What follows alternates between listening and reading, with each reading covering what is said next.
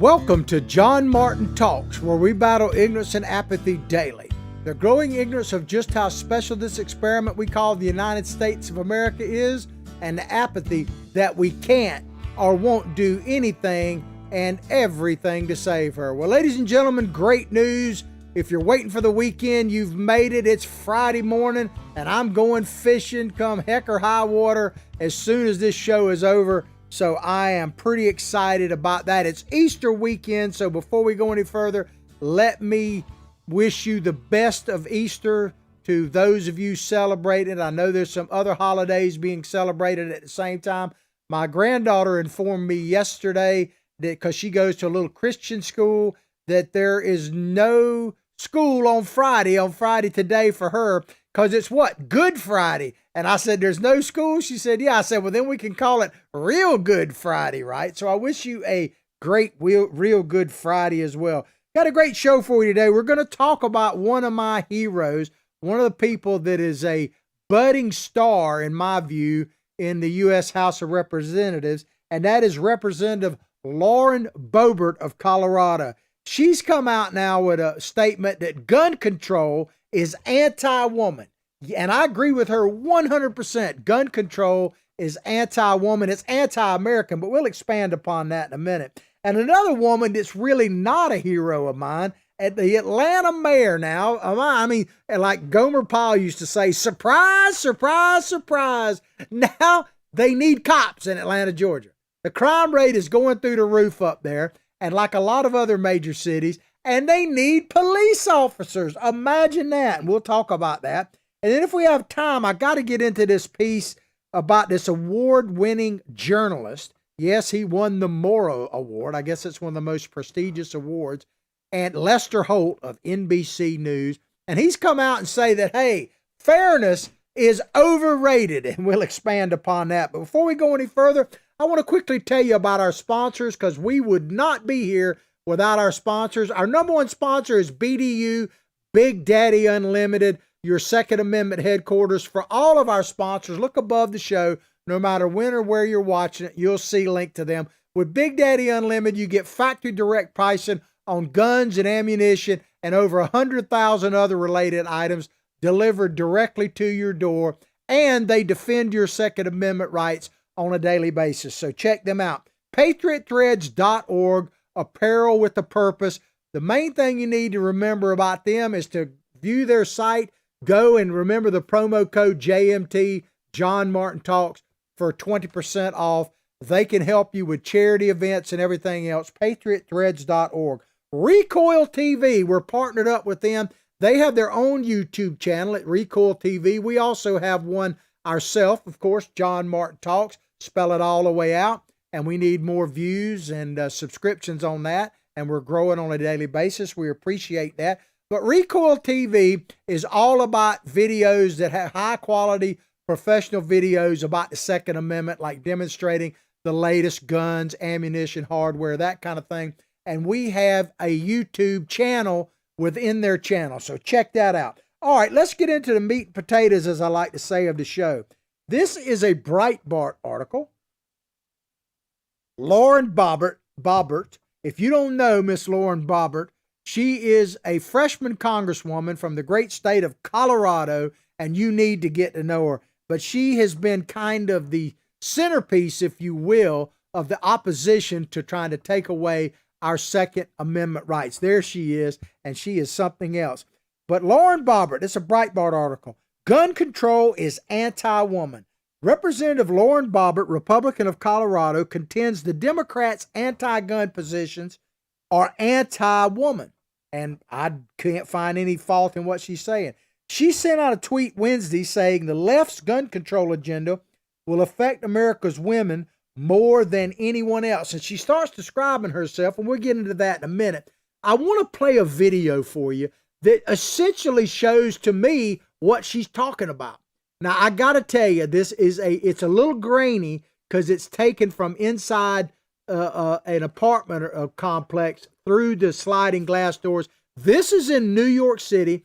This happened just this week, and I want to set it up for you so you make sure you see. When you look through the sliding glass doors, you will see a small, very small Asian woman. I understand she's not a spring chicken. She's a little older. It's hard to tell in the video. But she is brutally, and I mean brutally, attacked by a very large black man, which is probably why you haven't heard a whole lot about it. If it was some white dude, it would be Asian hate. But this has nothing to do with Asian hate, right? Although it looks pretty hateful. As I say, this is a very graphic video, a little hard to focus on, but focus on it, and then we'll come back and talk about it. Check it out.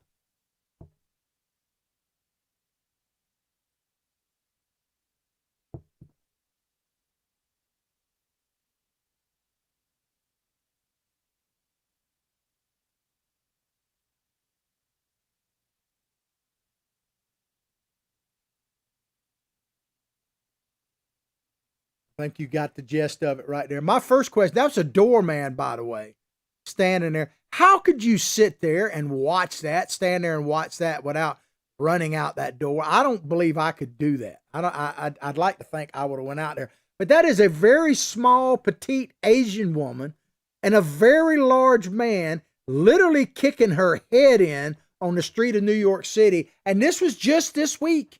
This is not old news. This is happening literally on a day-to-day basis up there. Now, I bring this up because this woman is probably about the size of Miss Boebert, Miss Congresswoman Boebert. And she's saying that she needs her Second Amendment rights to defend herself. Well, let's go back to that video. We're not going to play it again, but check that out. And you tell me if that woman had been armed, and especially if she knew how to use it, which is the key to it, by the way. That's something we don't talk about too much. If you are actually considering purchasing a handgun, or even if you have purchased one, please get some training, because I can tell you flat out, just owning a gun is not enough if you want to protect yourself. In fact, if you don't have the proper training, you might actually cause yourself more harm than good. And just coincidentally, Big Daddy Unlimited, go to their site. You can actually sign up. Of course, it has to do with wherever they have some stores, and they're growing. They have ambitions of having up to 50 stores in the not too distant future. I think they officially have 2 now and a third one very close behind. But you can sign up. I'm sure you can see this other places. You can sign up for training like concealed carry permits, stuff like that. Each state is different, by the way, a bit different, but check it out. But I can't emphasize enough, if you want to use a firearm to protect yourself, and I strongly encourage you this, and not just women, men too, you really need to do yourself a favor and get some training. But man, I tell you what, that dude that kicked that woman deserved to be, I'm just going to tell you, you can stand your ground. That guy who did that to that woman deserves to have a cap popped in him. You can say whatever you want. You can call me everything but a child of God, but that dude does not deserve to live, in my opinion. Just my opinion, Mr. Algorithm, not stating fact. Boebert earned election to the House in 2020, running on a pro-Second Amendment platform. Pro-Second Amendment. That's an interesting way to put it, pro-Second Amendment, because as I've told you before, guns in my life, I don't remember ever being, quote, I'm very pro-Second Amendment, so don't misunderstand me, but I don't ever remember thinking about being pro-Second Amendment. Guns were just part of it. And I can guarantee you, had what you just saw in New York City happened in my hometown, I'd at least like to think it was today, he'd get a beat down at the very least. I can tell you that. But pro-Second Amendment, what is anti-Second Amendment? You don't want to defend yourself? Most anti-Second Amendment stuff that I see is, and that's one reason I do the show, Battling Ignorance and Apathy on a daily basis, is out of ignorance. They don't even know what they're talking about. They don't even have any idea. They just spout off, an AR-15 must be an assault rifle, right? That's not what AR stands for, by the way. But a lot of people who have Second Amendment issues really aren't educated very well. Sorry, I'm having a little trouble back here with these headphones. On December 23rd, 2020, she, being Miss Congressman Boebert, told Breitbart News she planned to carry a firearm each day once sworn into office in D.C. So she planned to carry, which is actually allowed, by the way, by them. And according to the Breitbart story here, she had already completed the process for applying for a DC concealed carry permit when she spoke to Breitbart on February 4th, 2021. She received a permit. I got to tell you a very quick story, and it's not a Lauren, it's a Laurie. This lady, and she knows who she is. If she's listening, you know I love you. I call her affectionately the Little General. I'll let it remain anonymous beyond that point. Some local people will get it. But she's probably built about like Miss Boebert, very petite. And I was going to say she's a pistol-packing mama, but she's a pistol-packing grandma now. And when we first met, we met kind of through the Tea Party, and she took an interest in me and my campaign when I was running for county commissioner. And I went out with her and a friend of hers to a private little shooting range they had. And let me tell you, they had the targets and everything else, the pop-up targets. And when this little lady, my friend Laurie, the Little General, started going through there with a pistol, just running through the course, pow, pow, pow, pow, pow, man, not only was I impressed, but I was like, hey, you know, now that she's hanging around me in my campaign, who needs a Secret Service? I got my own Tea Party Secret Service. But every time I think about and see Miss Boebert, I think of my friend Laurie. You know I love you, so hang in there, I'm sure. And you talk about well-trained. She is well-trained. Boebert has a very small physical stature and weighs less than 100 pounds. She often alludes, think about it, like that woman that was getting beat up in New York. I guarantee you, that dude would have better knocked Miss Boebert out, because I think she'd have got multiple shots into him before he kicked her in the head. I'm just saying. She often alludes to her small size, like she did in her Wednesday tweet, noting, I am 5 feet tall, 100-pound woman. The only way I'm safe to walk around any dangerous liberal city is with an equalizer. Well, they say all men were created equal, but Smith & Wesson made them equal. Women too, man. But I just say amen to what Miss Boebert is saying. And thank you, Colorado. A lot of crazy things have come out of Colorado in the last few days, weeks, months, and years. But Miss Boebert, now the left may disagree with me, but I thank you, Colorado, for sending her to the House of Representatives. We absolutely need more Miss Boeberts. And I talk about this from time to time, but if you're new to the show, you might not have seen it. And of course, if I say it, it bears repeating. Let me just make a quick statement, and I'm going to play a video. We'll play the video first, and then we'll come back and talk about it. This is a guy who's getting more famous by the day, Andrew Cuomo, governor of the great state of New York. And this was a few years ago. He was talking about gun control and magazine size, but he doesn't know whether, as my old uncle would say, whether his fanny was punched or bored, because he has no clue what he's talking about, the Second Amendment. But listen to him. Let's play it. With a passionate speech on gun violence. And I say to you, forget the extremists. It's simple. No one hunts with an assault rifle. No one needs 10 bullets to kill a deer. The governor and he's right about that. Andrew Cuomo, nobody needs 10 bullets to kill a deer. Well, you probably would. But the Second Amendment, Mr. Cuomo, is not about killing a deer. I know a lot of people will be amazed by this, but the Second Amendment, you know what it has to do with hunting? Nothing.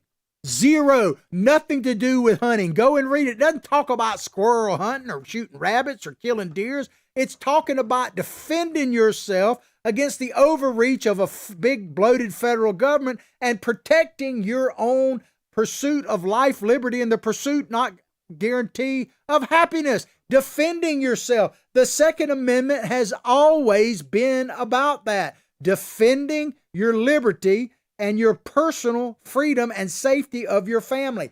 Period. That's what the Second Amendment is all about. So all this idea of hunting and all, I mean, yeah, you can hunt, but that has nothing to do with the Second Amendment. And we have done ourselves a disservice in allowing that to be the narrative in some cases, because it's simply not true. And Miss Boebert gets it. And let me tell you, how many shots would that woman had to have fired to get that big dude off of her in New York? To me, it wouldn't have mattered. He'd have deserved every single one of them. And I have no apologies. I'm not going to apologize it. That dude, think about that. If that were your mother, your sister, somebody in your family, or just period, don't you think that woman deserved to defend herself? There's no way she could do it, and that's what Ms. Boebert is talking about, outside of a lethal weapon, especially a firearm. There is no way that woman could actually defend herself outside of that. It's just not possible. And oh, by the way, while we're on Mr. Cuomo, stuff with him just gets deeper and deeper and deeper. It's just smellier and smellier and smellier. Have you seen the latest thing that's come out about him? That while people were dying in the nursing homes, while they were literally fudging the numbers, Andrew Cuomo was negotiating a $4 million book deal. Maybe he was trying to raise $4 million to help his old buddy pay his taxes up there, the Reverend Al. But $4 million, and it's now come out that staff members of Andrew Cuomo were helping to write the book. Now, they say they were volunteering. And anyways, a whole investigation coming out about that. I mean, this Andrew Cuomo is a piece of work, man. All right, so let me just give one more kudo and applause to Miss Boebert for what she's saying, because I think she's absolutely right that this anti-Second Amendment, anti-gun deal is a direct knock and threat on women and Americans as a whole, but certainly women. And like I say, get trained and everything else. I applaud you, Congresswoman Boebert. We'll have to get her on the show sometime. All right, let's move along here. We'll talk about another lady that's in the news, and it has to do in a way with firearms and everything else. And this is none other than Atlanta Mayor Keisha Lance Bottoms. This is a Breitbart story. Atlanta mayor to hire 250 police officers after homicide surged 58%. So imagine that. You need people with guns. Well, I thought you were going to send social workers out there. I really did. What did that one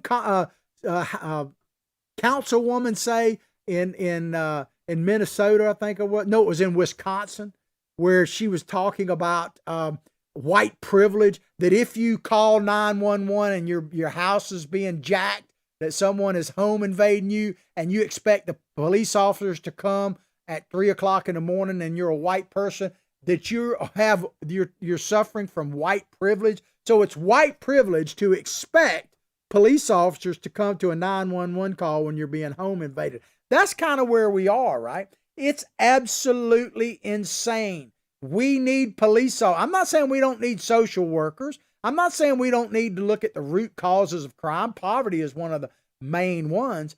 But at the end of the day, man, and they're trying to think about this. The average police car, how long does it take the police in the best of situations to get to your house?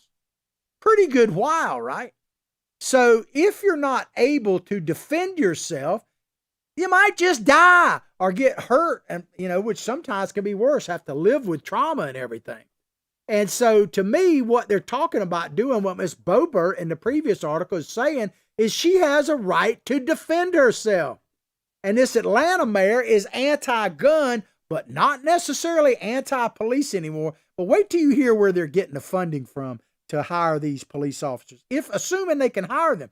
I don't know if you remember, but earlier this week, I was telling you about and I can't swear that this is true, but if true, as the Democrats say, it's pretty scary. I was listening to a satellite call-in show, and this gentleman called in who claimed to be a police officer from the great city of Philadelphia, PA. And he said that in the current, as I say, I'm just taking his word for it, in the current police academy in Philadelphia, they had 10 people, 10 signed up to become police officers. And at the same time, they had 900 officers that were in the process of retiring over the next 4 years. This is, ladies and gentlemen, is happening all over the country. And keep in mind, New York City, just this past week, did away with implied immunity for police officers, which means they can be sued round the clock, which I told you is worse than even defunding the police, because there won't be any police department to defund.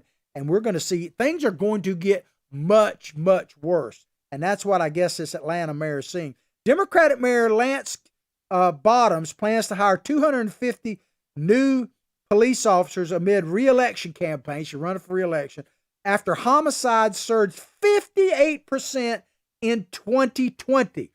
Well, I wonder, has she listened to one of her, I'm sure, leaders, Maxine Waters, because she's one of the leaders of the Democratic Party, a black woman that, has been a member of Congress, I think, since 1976 or something to that. Did you hear what she said just this past week about our police officers?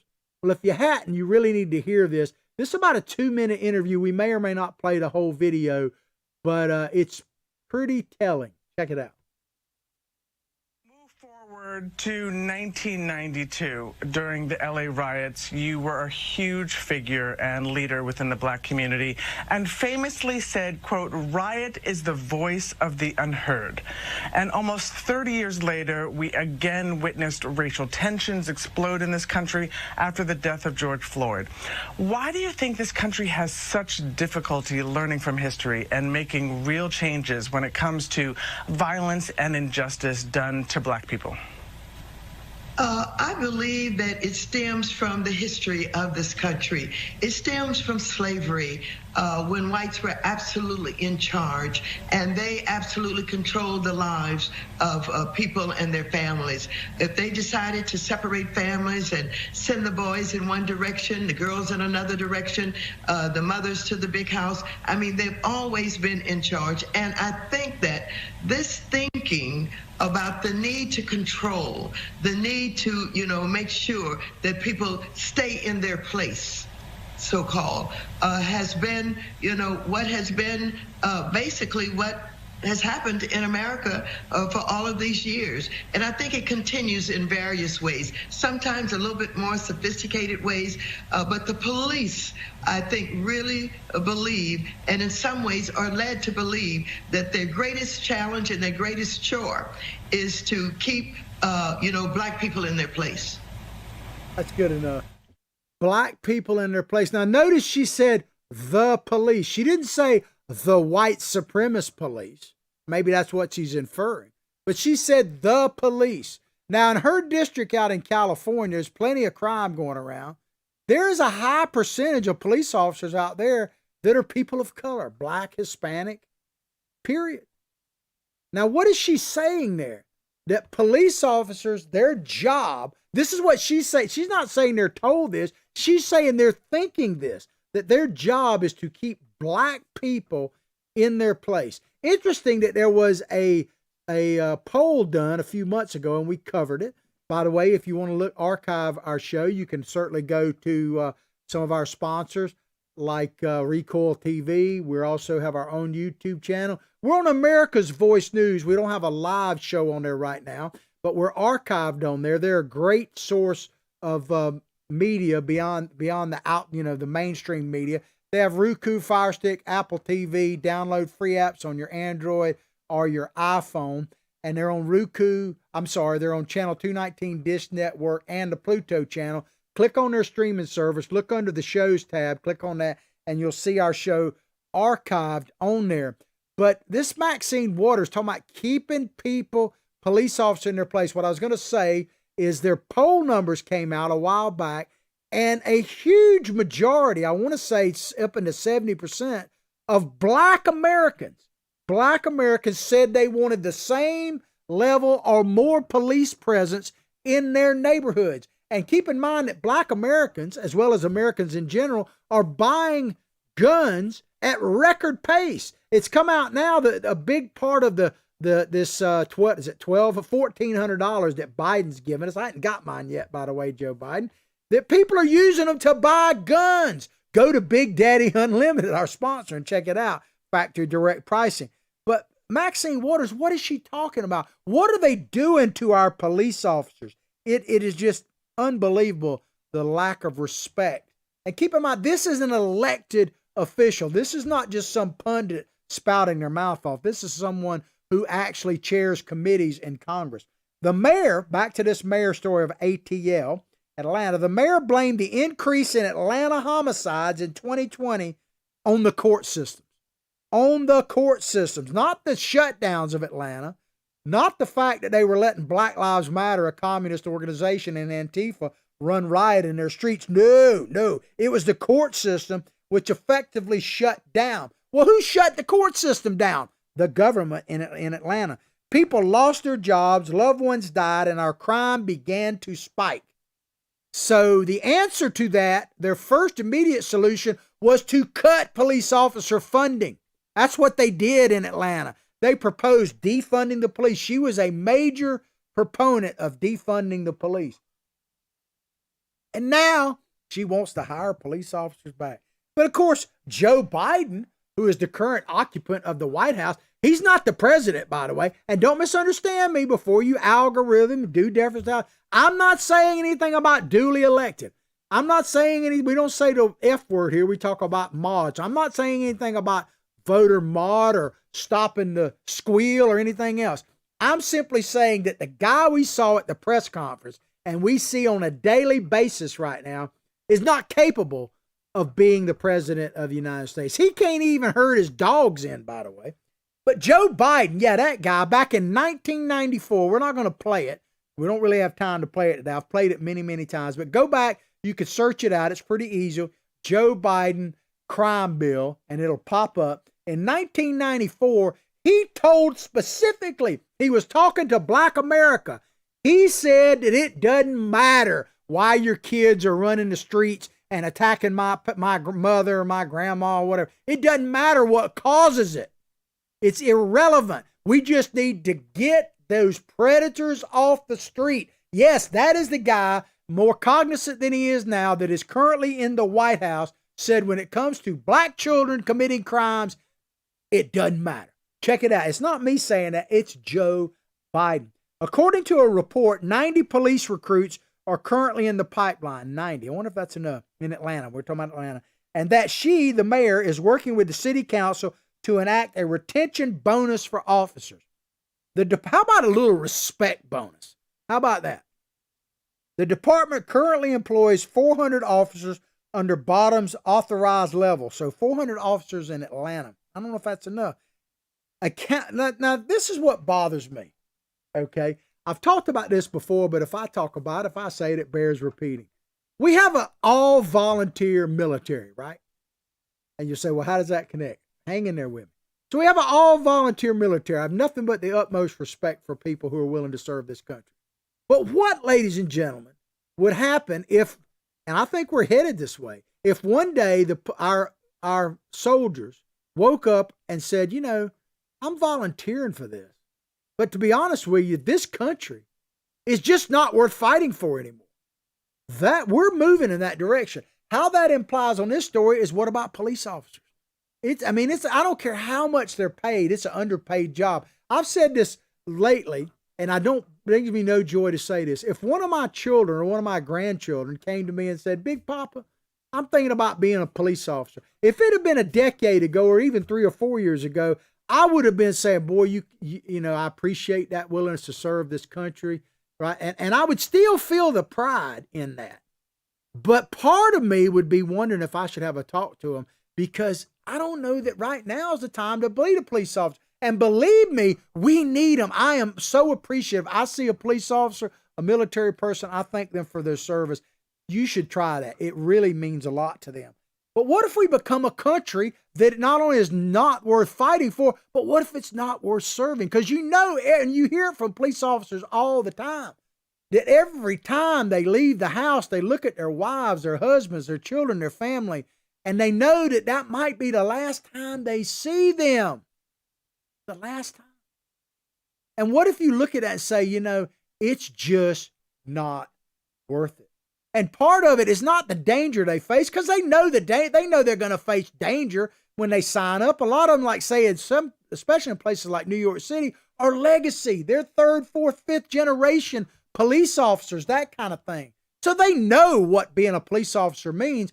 But when you look behind you and the from the mayor's office right on down doesn't really support you, I got to believe it would take the wind out of their sails. If you're a police officer, I'd love to hear from you or someone who's a family about that. Am I off base on this? Because I worry that we're going to become a country not worth protecting in the not too distant future. The mayor here, Mayor Bottoms, said the ability to finance the new officers And this is what I want you to listen to. Here's where they're getting the money from. Keep in mind now that the Democrats literally ran on a program of defunding the police.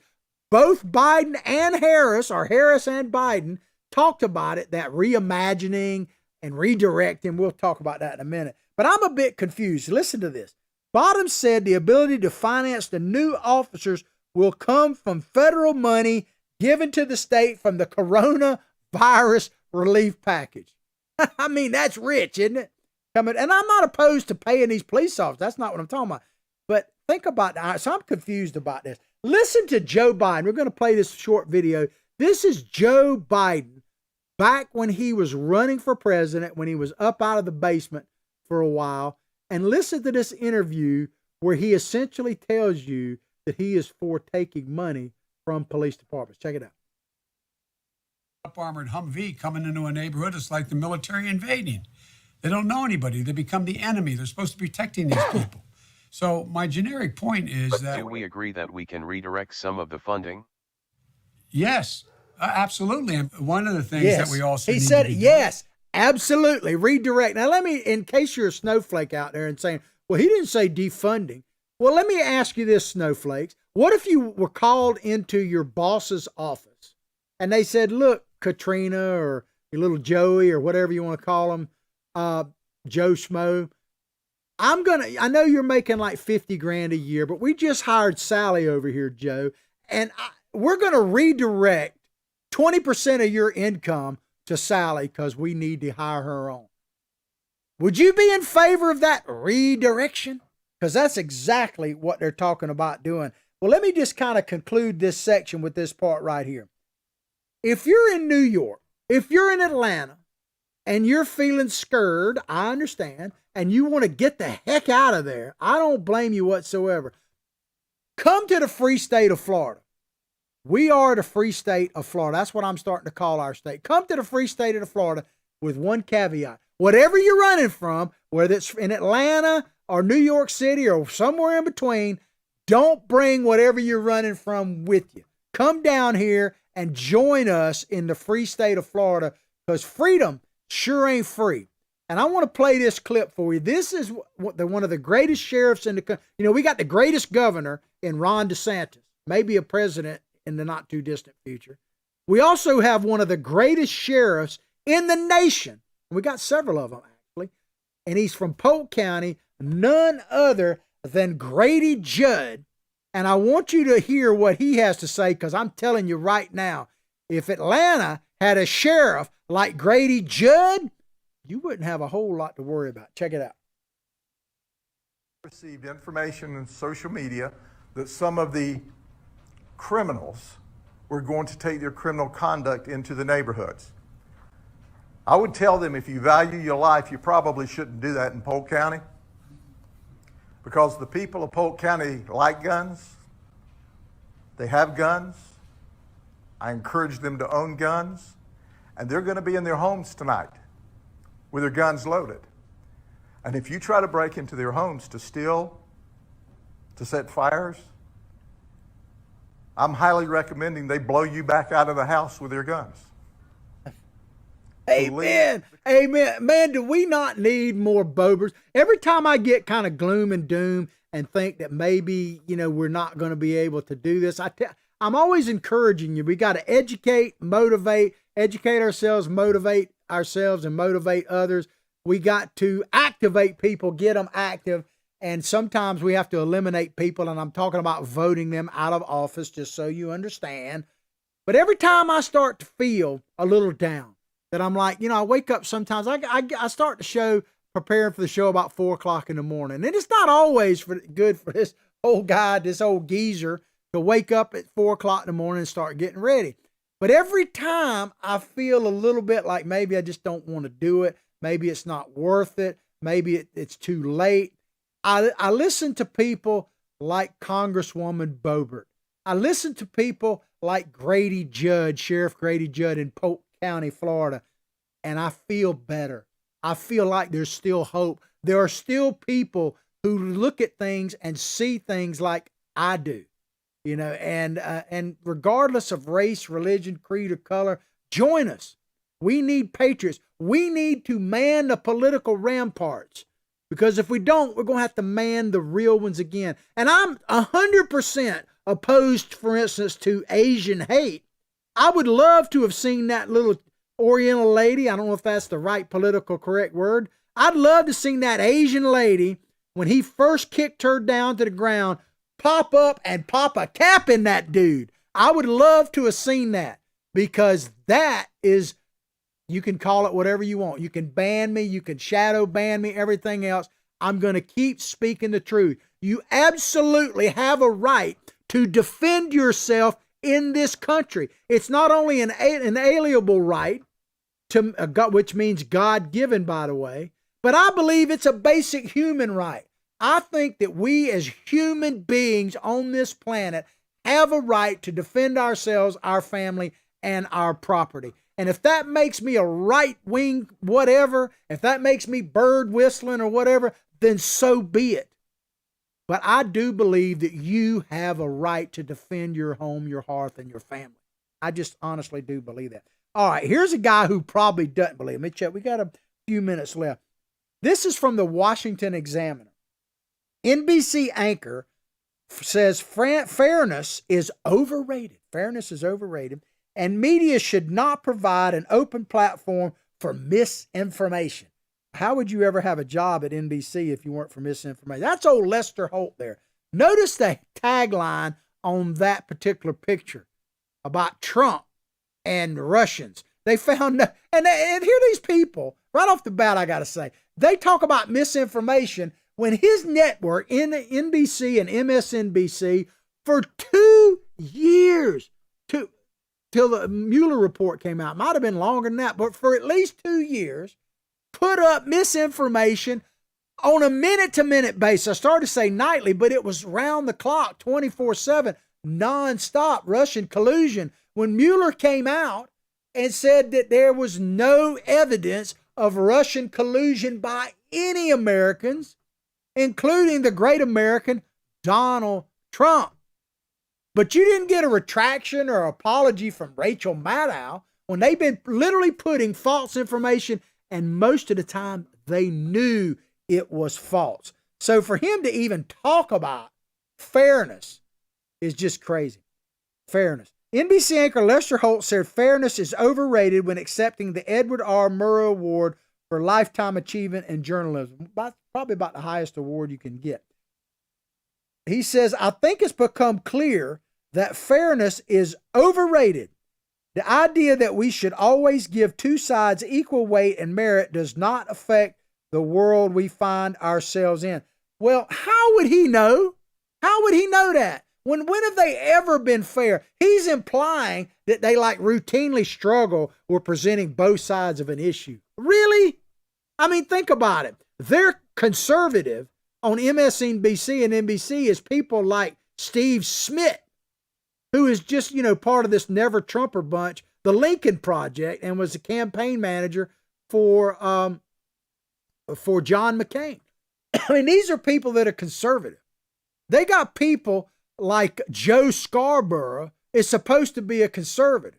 When that guy has been so whipped down, I mean, I'm telling you what, Mika Brzezinski must be even better than she looks, because she has whipped that old boy down to nothing, man. I mean, these are the people that are supposed to be conservative, presenting the other side of the issue. Oh, man. I mean, give me a break. But Holt continued. He said that the sun sets in the west is fact. Any contrary view does not deserve our time or attention. Your network doesn't deserve much time or attention. Decisions, Holt went on to say, to not give unsupported arguments equal time are not a dereliction of journalistic responsibility. Do they have any of that? Or some kind of agenda. In fact, it's just the opposite. Well, didn't you guys make Andrew Cuomo out to be some kind of sex god? What do they call it? Cuomoism or Cuomo-sexual or something like that. Didn't they present Andrew Cuomo? And this idea, this thing about his sexual harassing women, this is an open secret, apparently, that he's been doing this kind of thing for a long time. Much like many others, like Bill Clinton and a few others, or Weinstein and those people. But didn't they present Andrew Cuomo when they thought that Biden might fade away, that they had Andrew Cuomo as like the heir apparent to the Democratic Party and a shoe-in to be president? And now, look at the dude. There's more coming out about him on a daily basis, and a lot of this stuff was already known. They knew for a fact that he was totally full of crap when they gave him I started to say enema, that's what they needed, but an Emmy Award. When he was doing this $4 million book deal, they all knew he was full of bull then, and they kept pointing it up. Fairness, and they're worried about fairness, my God. Like they imply they even struggle with that idea. There's no double standard, by the way. I haven't said this in a while, but there's no double standard. There's only one standard, and Lester Holt is not held to it. There's a standard that conservatives like us who are being squelched on a daily basis are held to. But there's no standard that the left is being held to. Name me one. None. There isn't one. But Holt also railed against providing an open platform for misinformation, saying that allowing anyone to come say whatever they want, especially when issues of public health and safety are at stake, can be quite dangerous. Wow. I mean, it's just crazy. Did you see the latest thing that just came out with CNN, I think, yesterday? CNN has now come out and said that, and I'll read it here, they claim that gender identity, talking about, identifying children as males or females, is unknowable at birth. Unknowable at birth. I think we can pretty much know it before birth, right? I mean, think about that for a second. They're saying that a person's gender, because I guess they're implying that the baby hasn't had a chance to think about it. Maybe that's what Northam is saying when they keep the baby alive. We talk about it. We find out what gender it is, and then cut his head off. I don't know. These Democrats, man, they just absolutely no shame. A baby's gender can't be told at birth. Whew, we live in some scarily crazy time. And the fact that these people actually believe this nonsense is pretty, and they say we don't believe in science. I don't think you have to believe in science to go like, let's take a look. Oh, that's a boy. I mean, good Lord. The comments came after a poll found that public trust in the media hit an all-time low this year. Just 46% of people trust traditional news media, and trust on social media has plummeted to 27%, according to a barometer published by Axios in January.